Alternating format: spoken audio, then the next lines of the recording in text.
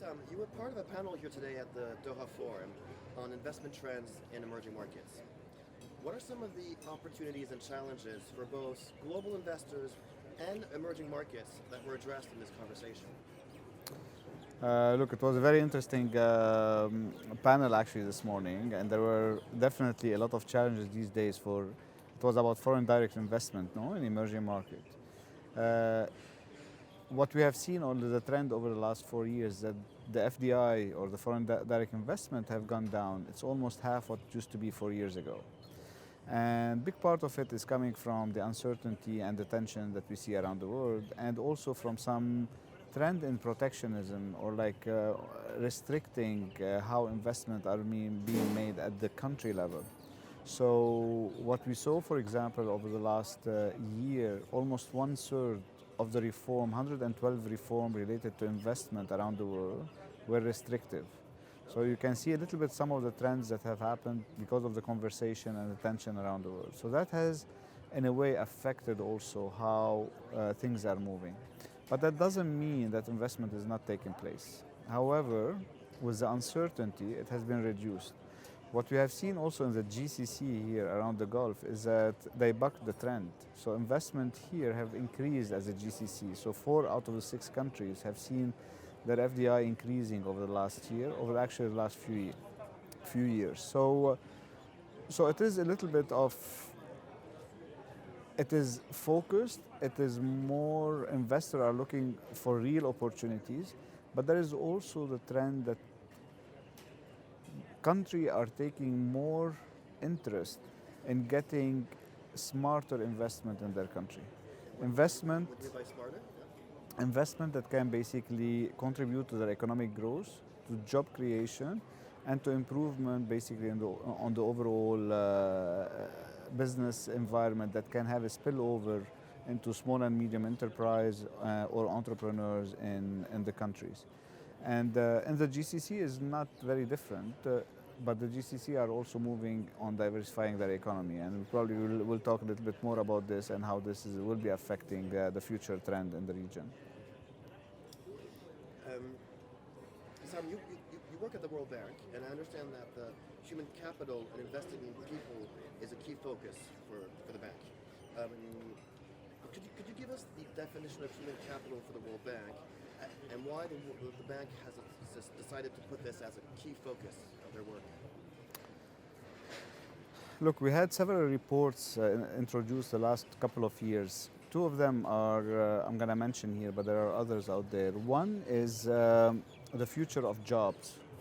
That's globally, and how the future of jobs is going to change in the near to mid to long term, and how automation and technology might actually be more into our life, which means the future of works might be very different from what people have been prepared to do up to today. And that basically created the second part. It was like one of the basic to create the human capital project of the bank, with another report which talked about the wealth of nation. And the wealth of nations basically, in one sentence, if I want to take out what it is, it showed that 2/3 of the wealth of a nation it's in human capital. That's an advanced economy. Okay. Now, what does this mean? Human capital basically is when we look at how much a person has accumulated in skills and health that has made them a productive member of the society.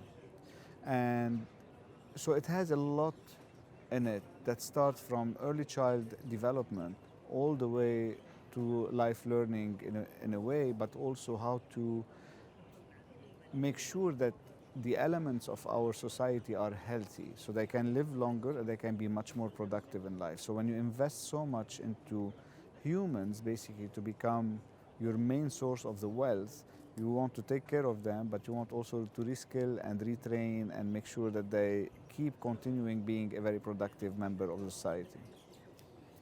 And so, as I was saying, this is a key focus now, if I understand correctly, Yes. of the World Bank.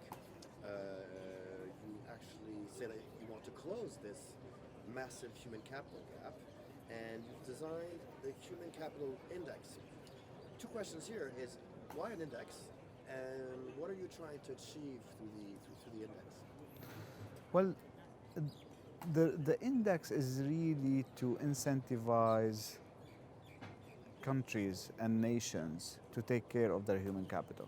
That's the main reason to create an index, to be able to measure with standard measures across the globe how different countries and policies have affected the human capital in their countries and see a little bit where the gaps are so they can have an informed decision on where policy needs to change, how reform need to be formulated, and how they need to be implemented. So the index is not basically to say, okay, this is number one or this is the last one, but basically to all across the globe move towards having the best human capital for the better standard of living within the country, but at the end of the day for humanity and in general. So is it more about benchmarking than rankings? It's mainly looking at several things. Among them, the learning. And I'm saying learning versus education, and I'll explain this a little bit. The health of people, the skills that people have acquired. And when we talk about health, what are the risks that are affecting the health of people, especially the non-transmittable diseases, no? So non-communicable diseases. And then also like what kills people, like accidents on the road, you know? I mean, we create so many great people, engineers, medical doctors, lawyers, technicians, cameramans, and so on. They accumulate so much skills, they are so much productive, and then one day they made an accident on the road, they either become basically handicapped or they die, and then basically you have a major wealth here that just disappears. So it talks about all of this, it takes them into consideration, and then ranks people across, or like nations across. Earlier you were making a distinction between education and learning. Yes. Could I ask you to elaborate on that and why you see a difference there? Look,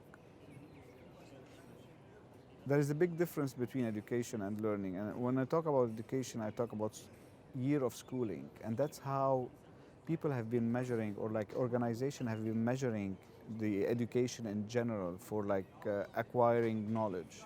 However, what we have discovered is that even if you spend 12 years in some country or 13 years in school, your relative learning compared to other people spending the same amount in another country is probably 70, 60, or in some part of the MENA, less than 60%, which means out of the years you spend, the person spend at school, they're losing probably up to 5 years, sometimes 6 years in their learning journey just to get out to the tertiary education.